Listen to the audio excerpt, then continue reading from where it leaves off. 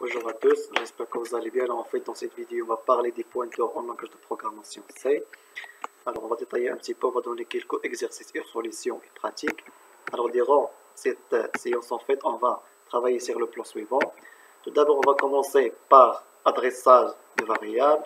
Deuxièmement, on va passer aux pointeurs. On va détailler en fait un petit peu dans les pointeurs. Et c'est ça l'idée principale de cette vidéo. Alors, et troisièmement, on va passer aux pointeurs et tableaux. C'est-à-dire, on va distinguer entre tableau statique et tableau dynamique. Alors, suivez jusqu'à la fin pour en fait avoir les notions de base concernant les pointeurs. Introduction. Alors, en fait, avant de parler des pointeurs, il est indiqué brièvement de passer en revue de deux modes d'adressage principaux. Alors, il y a que de modes qu'il faut les rappeler. Alors, le premier mode, c'est l'adressage direct. Ça veut dire accès au contenu d'une variable par le nom de la variable. Et en fait, le deuxième mode, c'est l'adressage indirect. Alors, si nous ne pouvons pas utiliser le nom d'une variable A, alors nous pouvons copier l'adresse en fait, de cette variable dans une variable spéciale P appelée pointeur. Alors ensuite, nous pouvons retrouver l'information de la variable A en passant par le pointeur P. Alors, et bien sûr, c'est la méthode en fait la plus optimale, mais en comparaison avec le premier mode. Alors, l'adressage indirect, c'est accès au contenu d'une variable en passant par un pointeur qui contient l'adresse de la variable. Alors, par exemple, comme vous voyez dans cet exemple-là, et dans alors soit A, une variable contenant la valeur 10, et P, un pointeur qui contient l'adresse de A en mémoire. A et P peuvent se présenter comme suit.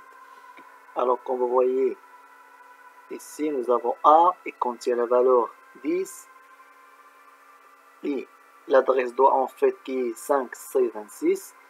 Alors, et P, il pointe vers l'adresse de la variable A qui est 5C26. Alors, ce schéma en fait, il est bien explicatif et représente comment on fait un pointeur qui pointe vers d'autres variables. Alors maintenant, on va passer à la deuxième partie, c'est la partie des pointeurs. Alors tout d'abord, on va définir qu'un pointeur en fait est une variable spéciale qui peut contenir l'adresse d'une autre variable en C. Alors chaque pointeur en fait est limité à un type de données. Il peut contenir l'adresse d'une variable simple de ce type, c'est d'une part, et d'autre part, ou l'adresse d'une composite d'un tableau de ce type. Alors, il y a une remarque importante à rappeler. Alors, c'est que les pointeurs et le nom de la variable ont le même rôle, mais bien sûr, il y a une différence quand même. Alors, ils donnent accès à un emplacement de la mémoire interne de l'ordinateur. Il faut quand même bien faire la différence. Alors, c'est qu'un pointeur est une variable qui peut pointer sur différentes adresses. C'est la première chose. Et la deuxième chose, c'est que le nom d'une variable reste toujours lié à la même adresse. Alors, lors du travail avec des pointeurs, nous avons besoin de deux choses. Alors, d'un opérateur adresse 2, ou bien c'est le if commercial pour obtenir l'adresse d'une variable. Et d'un opérateur contenu 2, c'est le étoile pour accéder au contenu d'une adresse. Alors, mais attention, l'opérateur if peut seulement être appliqué à des objets qui se trouvent dans la mémoire interne, c'est-à-dire à des variables et des tableaux, mais il ne peut pas être appliqué à des constantes ou des expressions. Alors, maintenant, on va vous donner une représentation schématique. Alors, par exemple, nous avons un pointeur non initialisé, c'est P. Alors, il a une variable du même type contenant la valeur 10. Ça veut dire A est égal à 10.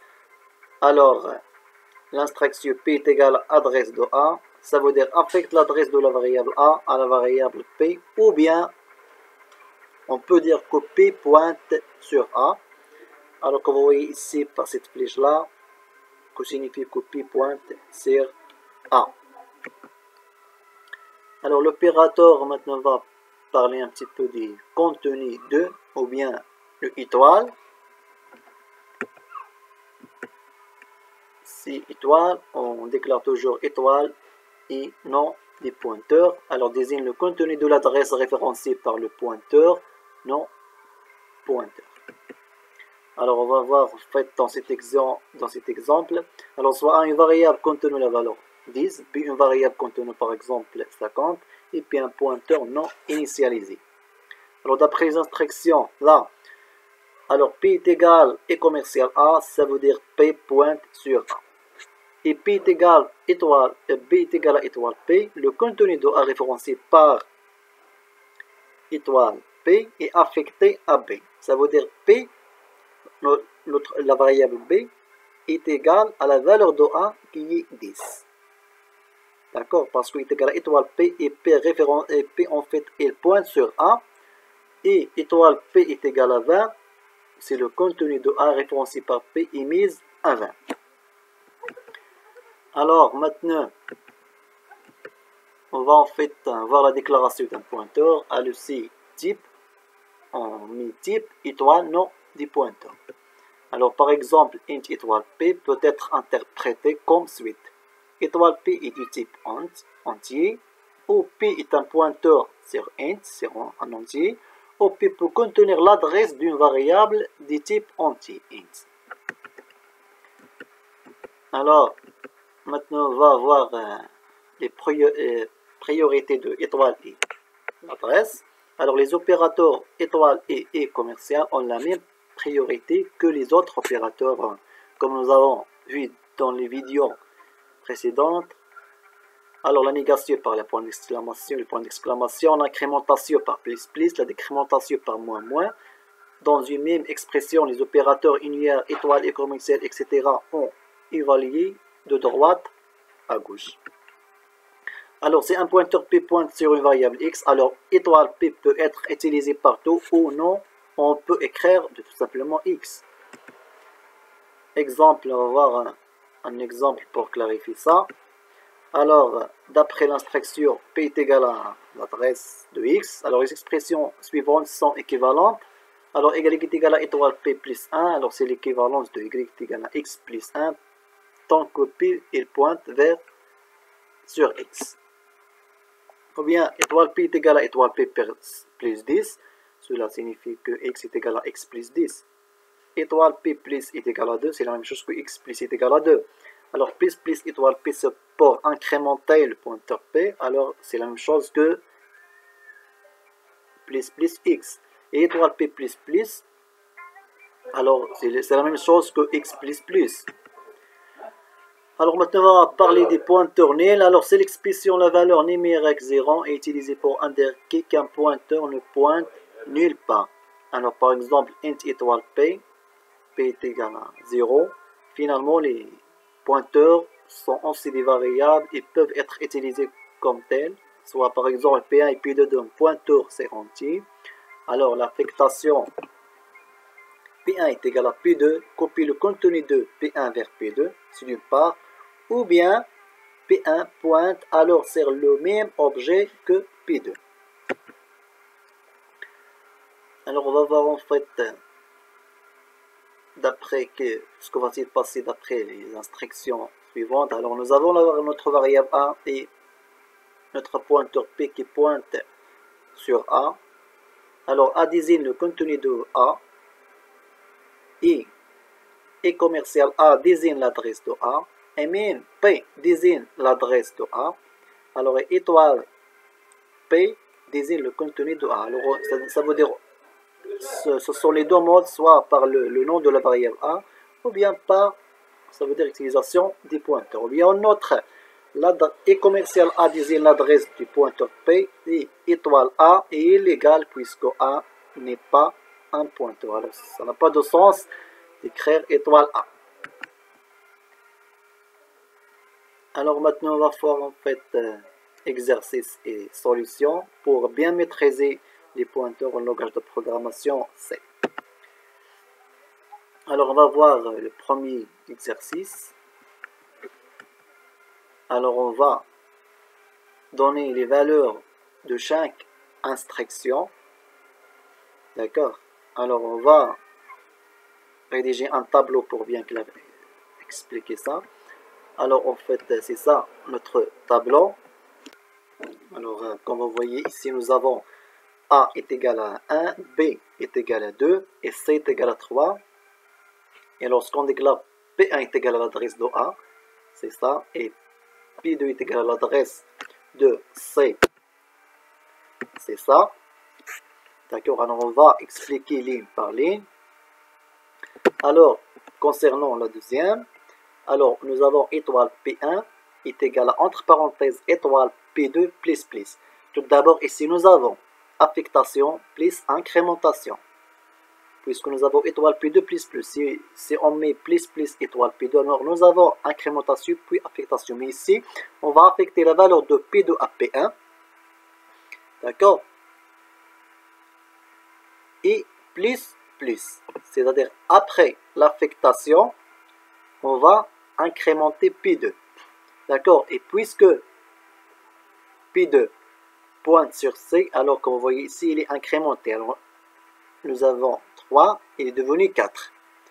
Et P1 qui pointe sur A, alors est égal au contenu de P2. Ça veut dire A est égal à 3. Comme vous voyez ici, nous avons A est devenu 3, B reste 2, et C est incrémenté. D'accord? Alors maintenant, on va passer troisième ligne. Nous avons P1 est égal à P2. Alors ça veut dire P1. On va voir P1. Qu'est-ce que nous avons de P2, pardon? P2, il pointe sur C. Alors, puisque P1 est égal à P2, alors P1, il va pointer sur C. Il va contenir l'adresse de C. D'accord, alors c'est simple. Alors maintenant, on passe à la quatrième ligne. Nous avons P2 est égal à l'adresse de B.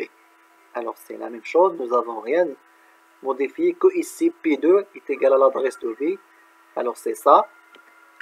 La cinquième ligne, nous avons P1 moins est égal à P2. Ça veut dire P1 est égal à étoile P1 est égal à étoile P1 moins étoile P2. Mais P1 ici, il pointe sur P1, il pointe sur C. Et P2 pointe sur B. Ça veut dire la valeur de C est égale à 4. Et la valeur de B est égale à 2. Ça veut dire 4 moins 2, alors est égal à 2. D'accord? Et puisque P1 il pointe vers C, alors c'est ça la valeur de C est devenue 2. D'accord? Comme vous voyez ici, nous avons 3, 2, 4. Alors maintenant on a 3, 2, 2. Parce que C est égal à 4 moins 2 qui est égal à 2. D'accord? Alors maintenant, si vous avez des questions, alors laissez vos commentaires. Alors on va passer au sixième ligne. Alors nous avons plus, étoile P2. Ça veut dire, et puisque P2, en fait, il pointe sur B, alors voilà la valeur de B était 2, alors on va incrémenter, alors il est devenu 3. Alors maintenant nous avons 3, 2. Alors on va passer septième ligne, alors P1 étoile égale P2. Ça veut dire P1 est égal à P1 fois P2, d'accord? Et P1, en fait, pointe sur C, P2 sur B. Ça veut dire la valeur de C fois la valeur de B. Ça veut dire 3 fois 2. D'accord? Et P1 pointe vers C. Ça veut dire on va modifier la valeur de C, qui est égale à P1 fois P2. Ça veut dire le contenu de B fois le contenu de C. Alors le contenu de B est égal à 3 et le contenu de C est égal à 2. Ça veut dire 3 fois 2 est égal à 6. D'accord? Alors la valeur est devenue 6. Maintenant, on va passer ensuite au huitième ligne. Alors nous avons A. Ça veut dire ici on parle d'adresse, c'est pas du contenu, est égal à plus P2. Alors ici nous avons incrémentation puis affectation. On va incrémenter la valeur de P2. Et P2 en fait, il pointe il pointe sur B. Ça veut dire on va incrémenter la valeur de B. Alors 3 va devenir... Non, tout d'abord on va calculer P2 fois P1. D'accord? Ça veut dire 3 fois 6. D'accord? P2. Il pointe sur B. Et la valeur de B est égale à 4. D'accord? Et fois P1. Et P1 pointe vers C. Et la valeur de C est égale à 6. D'accord? Ça veut dire 3. Ça veut dire 3 fois 6. Alors 3 fois 6 en fait est égal à 18. D'accord? Alors maintenant, alors vous pensez en fait que c'est 18, mais non. Pourquoi? Pourquoi on a mis 24? Parce que nous avons ici, comme j'ai déjà dit, incrémentation. Ça veut dire 3 va devenir 4. Et pourquoi 3 et pas 6? Parce que si nous avons l'incrémentation de P2, et P2 il pointe sur B. D'accord? Alors la valeur de P qui sera incrémentée va devenir 4. Alors ici nous avons incrémentation, puis on va affecter cette valeur à A. Alors c'est 4 fois 6 est égal à 24. Alors pour ne pas penser que c'est 18 ou bien on va l'incrémenter. Et quand même ici nous n'avons pas entre parenthèses, c'est-à-dire on va incrémenter la valeur de P2, 3 va devenir 4. Puis on va la multiplier cette dernière par P1, c'est-à-dire 4 fois 6, ça va nous donner 24. Alors maintenant on va passer. Alors c'est simple en fait, ici nous avons que P1 va pointer sur A, alors ici, alors nous avons 24, 4, 6, alors on a aussi 24, 4, 6, et c'est l'adresse de A, l'adresse de B, d'accord? Maintenant on va passer aux dernières lignes, alors étoile P2 est égal à étoile P1, d'accord? Divisé est égal à étoile P2. Alors nous avons ici en fait 6. Alors P1 divisé par P2, ça veut dire A divisé par B. Et est égal à... Alors A qui est égal à 24. D'accord? Et 24 divisé par A qui pointe sur B, ça veut dire 24 divisé par 4 est égal à 6. D'accord? Et P2 pointe vers, sur B, alors B est égal à 6. C toujours est égal à 6. Alors ici, en fait, pour A, nous avons P1 slash est égal à P2. Ça veut dire P1 est égal à P1 divisé par P2, qui est A divisé par B, ça veut dire 6. 24 divisé par 4 est égal à 6. Et c'est pour cela on va obtenir 6, 6, 6 pour le A, B et C. Alors j'espère que ce tableau est bien clair. Alors je vous conseille de refaire ça chez vous sur papier pour bien maîtriser les pointeurs. Alors maintenant en fait on va voir pointeur et tableau. Alors la première chose à rappeler c'est la relation en fait entre l'adresse du premier élément du tableau, ça veut dire adresse tableau 0 et tableau. Alors quelle est la liaison entre ces deux et comment en fait on va, quelle est l'astuce qu'on va utiliser concernant les pointeurs.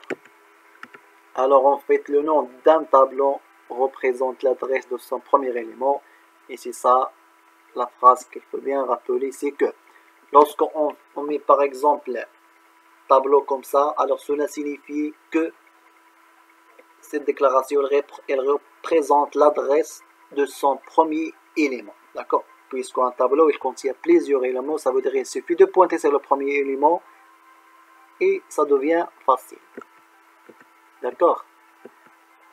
Alors par exemple dans cet exemple là que vous voyez, en déclarant un tableau grand A de type int, alors un pointeur P c'est entier, d'accord? Alors l'instruction P est égale à A et équivalente à P est égale à l'adresse de A0. D'accord? Lorsqu'on met A, ça veut dire A plus 0. D'accord? A est l'équivalence de A plus 0. Alors, on peut dire que c'est l'équivalence de l'adresse de premier élément. Alors maintenant, en fait, on va voir d'autres choses. Alors si P pointe sur une composante quelconque d'un tableau, alors P plus 1 pointe sur le composant suivant, alors plus généralement P plus I pointe sur le énième composant derrière P. D'accord? Et P moins I pointe sur la énième composante devant P, ainsi après l'instruction. Alors comme vous voyez ici, en général, alors P est égal à 1, le pointeur P pointe sur le premier élément et étoile entre parenthèses P plus 1, alors désigne le contenu de 1, plus 2 désigne le contenu de 2, etc. Et en général, c'est-à-dire lorsqu'on va utiliser des boucles, P plus I désigne le contenu de A de I. C'est-à-dire dans les tableaux statiques, nous avions utilisé A de I, comme j'ai déjà expliqué dans les vidéos précédentes. Et si étoile, alors le contenu, on peut accéder au contenu d'un élément dans un tableau par étoile P plus I, mais toujours entre parenthèses. Alors, maintenant, en fait, on va discuter cet exemple-là pour clarifier les choses. Alors, soit un tableau contenu les éléments de type float et P un pointeur sur float, d'accord? Alors, d'après l'instruction, là, cette instruction, P est égal à 1, alors X est égal à étoile P plus 9. Ça veut dire X est égal à la 9e valeur de notre tableau. Alors, X contient la valeur 10, des 10e élément, d'accord, parce qu'on commence par 0, de A, c'est-à-dire c'est de A de 9. Alors, étoile P plus 9, c'est l'équivalence de A de 9 en tableau statique. Alors, une donnée du type float ayant besoin de 4 octets. Alors, le compilateur E obtient l'adresse de P plus 9 en ajoutant 4 fois 9 fois 4 parce qu'il contient 9 éléments. Est égal à 36 octets à l'adresse dans P. Alors, on va vous donner un résumé de ce qu'on a déjà vu. Alors, pour bien rappeler l'utilisation des pointeurs, la déclaration, etc. Alors, soit un tableau A d'un type quelconque et I, un indice pour les composantes de A. Alors, A désigne l'adresse de A0, c'est le premier élément. A plus I désigne l'adresse de A de I et étoile A plus I désigne le contenu de A de I, comme j'ai déjà mentionné. Alors, si par exemple P est égal à A, alors P pointe sur le premier élément, P plus I pointe sur le élément A de I, et étoile P plus I désigne le contenu de A de I. C'est ça la chose importante à rappeler. Alors, on va voir par la suite dans la pratique tout ça. Alors, maintenant, on va voir la formalisme tableau et formalisme pointeur. D'accord. Alors, à l'aide de ce bagage, il nous est facile de traduire un programme écrit à l'aide de formalisme tableau dans un programme employant le formalisme pointeur. Alors, exemple, on va travailler sur un exemple. Alors, les deux programmes suivants contiennent les éléments positifs d'un tableau T dans un deuxième tableau positif. D'accord. Alors, par exemple, on va essayer de traduire cet exercice-là en pointeur. D'accord. Alors, nous avons notre tableau qui contient des valeurs négatives et des valeurs positives. Alors, nous avons la déclaration de notre grand P. Et G, ce sont des indices courants I pour T et G pour le tableau positif pose. D'accord. Alors, c'est ça l'astuce utilisée pour déterminer les valeurs positives. Alors, on boucle sur le tableau. À chaque fois qu'on trouve une valeur positive, on va la mettre dans notre tableau positif et on va incrémenter le G. Alors, ce qu'il faut rappeler, c'est que cette idée-là, j'ai déjà expliqué dans une vidéo précédente. Mais maintenant, cette fois-ci, on va la voir avec pointeur. D'accord. Alors, on va, comme vous voyez ici, on va revenir sur notre programme. D'accord.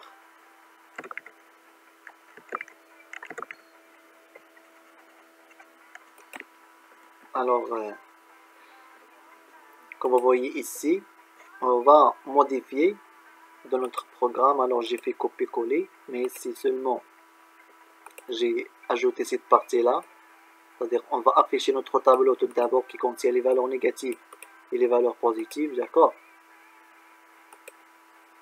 Alors, nous avons déclaré notre tableau T positive.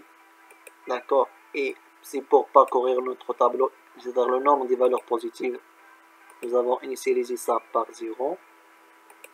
D'accord, ici je pense qu'on doit ajouter int grand T. D'accord. Alors, ensuite, alors c'est ça l'idée que nous avons déjà vu. Alors, on fait un pointeur. Mais tout d'abord, on va tester ça pour voir la différence. Alors, d'accord, c'est ça, on fait notre tableau. D'accord. Il contient des valeurs négatives et des valeurs positives. Alors, le tableau positif, il contient que des valeurs positives. Alors, 4, et bien sûr, c'est période strictement 0. 4, 3, 8 et 2, 3, 4. D'accord. Alors, comme j'ai déjà expliqué, alors c'est ça, on fait la partie qui nous concerne. D'accord. Alors, T plus, et on va commenter cette partie-là. D'accord. Et alors, on doit la remplacer par, comme j'ai déjà expliqué, étoile, entre parenthèses, T plus I. D'accord. Ça veut dire le contenu de énième élément de notre tableau. D'accord. Alors, aussi, ici, on va commenter cette partie. Et on va la remplacer par quoi? Par étoile, entre parenthèses, T-pose, d'accord, plus I, et I dans ce cas, et input, ça veut dire le nombre des valeurs positives, input, d'accord. Alors, ici est égal à T de I. Alors, on va aussi commenter cette partie-là, et on va la remplacer par la même CTRL-C, CTRL-V, d'accord. Et ici, on va, même chose pour l'affichage, alors on va commenter cette partie, d'accord, et on va la remplacer par cette dernière-là, CTRL-C, CTRL-V, mais ici, on ne va pas utiliser une pause parce qu'on va utiliser I. D'accord. C'est ça, en fait, l'idée. Ici, nous avons une pause, c'est la dimension de notre nouveau tableau. D'accord. Alors, on va tester. Voilà. Alors, d'après le test, nous avons les mêmes résultats. D'accord. C'est notre premier tableau. Et c'est le tableau positif, mais cette fois-ci, on a utilisé les pointeurs. D'accord. Alors, on va continuer notre cours. Alors, c'est ça la correction. D'accord. Alors, maintenant, on va voir swapper un pointeur qui pointe sur un tableau grand A. Alors, int, c'est ça, on fait notre tableau. Alors, int étoile P et P est égal à 1. Alors, quelles sont quelles valeurs ou adresses fournissant ces expressions? Alors, on va voir ces expressions-là. Qu'est-ce qu'ils vont nous donner? D'accord. Alors, c'est ça, en fait, la solution. Alors, ce qu'on possède, nous avons un tableau et nous avons déclaré un pointeur et P est égal à A. Ça veut dire qu'il pointe sur le premier élément du tableau. Ça veut dire c'est l'adresse du premier élément. Ça veut dire c'est l'adresse de 12. Parce que 12, c'est le premier élément de notre tableau grand A. Alors, étoile P plus 2, c'est la valeur 14. Pourquoi? Parce que étoile P désigne le contenu des premiers éléments. Alors, on peut écrire que étoile P est égal à étoile P plus 0. Alors, étoile P, c'est 12. Et plus 2 est égal à 12 plus 2 est égal à 14. Alors, je pense que c'est clair.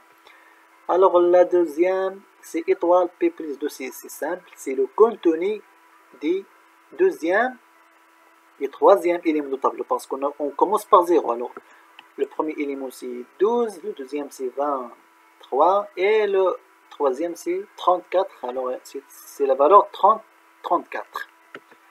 Alors, ici, l'adresse de P plus 1, alors c'est l'adresse des pointeurs derrière le pointeur P. D'accord? Parce que nous avons ici plus 1. Et l'adresse de A de 4 moins 3, c'est l'adresse de composante A1. D'accord? Parce que l'adresse moins une adresse. Et 4 moins 3 est égal à 1. Alors, c'est l'adresse de la composante A1. C'est l'adresse, c'est pas le contenu, parce qu'il faut en même distinguer entre le contenu et l'adresse. D'accord? Alors, A plus 3, c'est l'adresse de la composante A3. D'accord? Puisque A, c'est le premier élément, ça veut dire A plus 0, alors A plus 3, c'est l'adresse de tout simplement de la composante A3. C'est le quatrième élément. Alors, et l'adresse de A7 moins P, alors c'est la valeur d'indice 7. D'accord? Puisque lorsqu'on met en fait l'adresse d'un élément moins P, alors c'est la valeur d'indice 7. Alors P plus étoile P moins 10. Alors tout d'abord c'est une adresse, l'adresse de la composante 2. Pourquoi? Alors vous allez dire pourquoi. Alors comme vous voyez ici, nous avons étoile P. Ça veut dire c'est le contenu des premiers éléments. Le contenu des premiers éléments est égal à 12. Alors 12 moins 10 est égal à 2. Et P plus 2, alors c'est l'adresse de la composante 2. A de 2. Alors, on a encore étoile. Et tout ça entre parenthèses. Ça veut dire le contenu, c'est d'une part. Alors P plus, le contenu d'un élément, parce que nous avons P plus, alors on va calculer l'expression qui est juste après plus.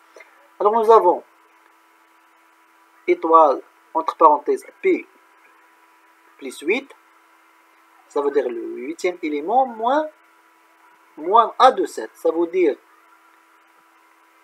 étoile P plus 8, c'est égal à 90, moins 90, moins 99, est égal à 1. Ça veut dire, et tout ça, il va nous donner 1, ça veut dire P plus 1, ça veut dire le contenu du deuxième élément qui est égal à 23. Si on voit ici, le deuxième élément est égal à 23. Alors, je pense que c'est clair. Et si vous avez même des questions dans cette partie-là, laissez vos commentaires. Alors, maintenant, on va passer à l'exercice 2, qui est très important en fait. Alors, c'est d'écrire un programme qui lit un entier X et un tableau A des types entiers au clavier et élimine toutes les occurrences de X de A en tassant les éléments restants. Le programme utilisera les pointeurs P1 et P2 pour parcourir le tableau. D'accord? Alors on va avant tout ça, on va pratiquer en fait notre exercice. Alors c'est ça en fait la solution de cet exercice. Alors comme j'ai déjà mentionné de l'exercice, nous avons notre tableau A. N c'est la dimension, X c'est la valeur à supprimer et P1 et P2 ce sont pointeurs d'aide, comme j'ai déjà mentionné. Alors ici, cette partie-là, nous avons déjà vu cette partie, c'est la taille maximale de notre tableau. Alors ici, comme vous voyez, en fait, pour le saisie des éléments du tableau, dans le cas pointeur, alors P, il est égal à P, c'est-à-dire il va pointer sur le premier élément du tableau, et P1 inférieur à A plus 1 plus N, c'est-à-dire inférieur à l'adresse de la dernière élément de notre tableau, d'accord?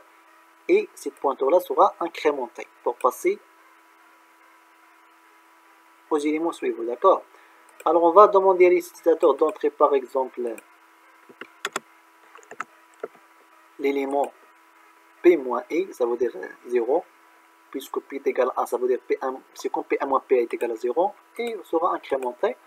Et si on va scanf récupérer notre valeur, d'accord? Notre valeur de A, ici on va mettre P1 parce qu'il pointe vers A, d'accord? Alors, dans cette partie-là, nous avons récupéré tous les éléments de tableau, d'accord? Alors maintenant, on va demander à l'utilisateur d'entrer la valeur à supprimer, parce que l'exercice il sert à supprimer l'occurrence d'une variable. Et si je vous rappelle que j'ai déjà partagé avec vous une vidéo concernant comment supprimer et éliminer les occurrences d'une variable dans un tableau, mais en cas statique, c'est-à-dire je n'ai pas utilisé les pointeurs, mais cette fois-ci-là, on va utiliser les pointeurs, d'accord? Alors, affichage du tableau. Tout d'abord, on va afficher notre tableau. Alors, c'est le même boucle que je viens d'expliquer. Et c'est pourcentage D, et c'est le contenu. C'est pour cela, en fait, j'ai mis étoile P1. D'accord? Ça veut dire ici le contenu, c'est comme étoile P1 plus 0. P1 plus 0, c'est P1. Alors c'est le premier, c'est-à-dire elle va pointer sur le premier élément de notre tableau. Et P1 bien sûr sera incrémenté ici pour retenir la ligne. Alors pour supprimer les occurrences d'une valeur dans notre tableau, d'accord, c'est ça l'objectif. Alors qu'est-ce qu'on va faire? On va copier tous les éléments de P1 vers P2, d'accord, et augmenter. C'est d'une part, d'accord, c'est ça l'idée générale. Alors, et P2 pour tous les éléments différents de X. C'est-à-dire incrémenter P2 à chaque fois que je trouve ce P2 là, qui est en fait la valeur de P1 qu'on va la copier vers P2.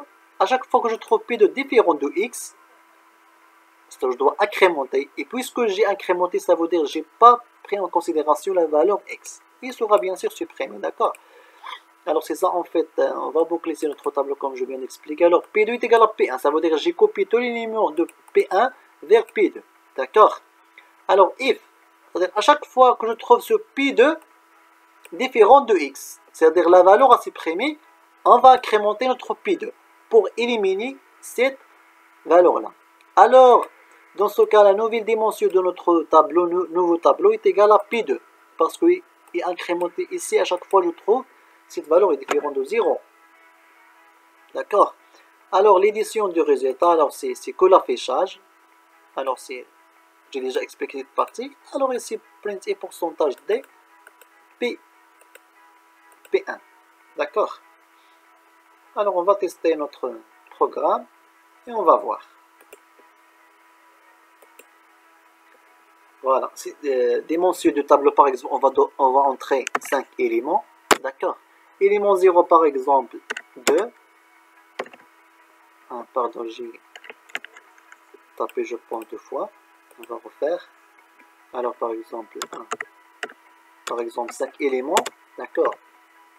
3, 22, 5, 7 et 3.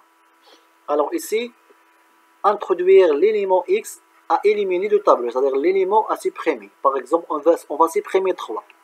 Alors nous avons 3, 22, 5, 7 et 3. Alors on va supprimer ce 3 là et ce 3 là. Alors on doit obtenir que 22, 5 et 7. D'accord? Alors on va entrer 3. Ok. Voilà notre tableau. Et voilà le tableau résultant. D'accord? Il contient que 22, 5 et 7 parce qu'on a éliminé 3, éliminé et 3, il se répète 2 fois. D'accord? Alors j'espère que la vidéo est bien claire et si vous avez même des questions ou bien vous n'arrivez pas à comprendre quelque chose, je suis là. D'accord? Et c'est ça en fait l'exercice. Et merci pour votre